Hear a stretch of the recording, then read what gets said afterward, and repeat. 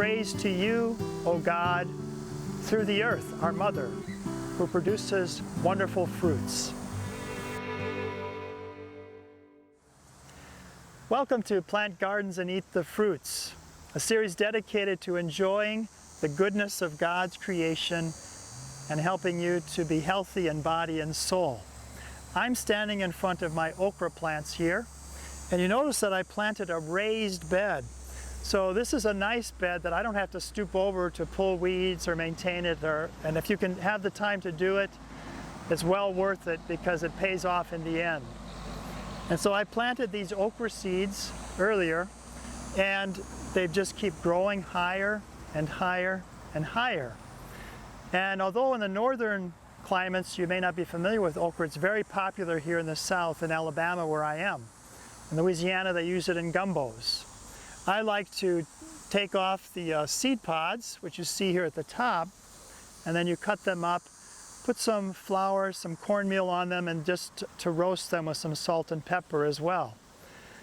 They're very high in fiber, of course, as well as in the nutritional values of vitamin C, potassium, and calcium, and folate type of B vitamin. This size here is a nice size to use. It's more tender. If it gets too big, then it becomes tougher.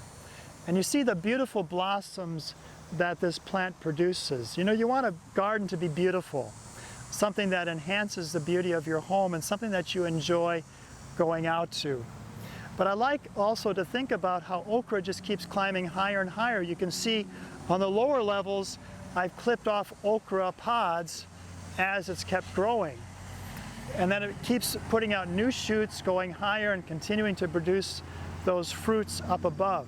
I'm going to need a ladder pretty soon to get to the top of these things. But it reminds me of the passage of St. Paul's letter to the Colossians, chapter 3, where he says, "Be intent on things above, where Christ is seated at the Father's right hand. Think of things above rather than on things of this earth." And you know, that's what enriches our whole lives, isn't it? To think of the things of heaven, the glory that God has prepared for us. And we can even see it in some of His creation, the beauty of His creation, that it already redounds, or it points to that greater beauty that our eye hasn't yet seen.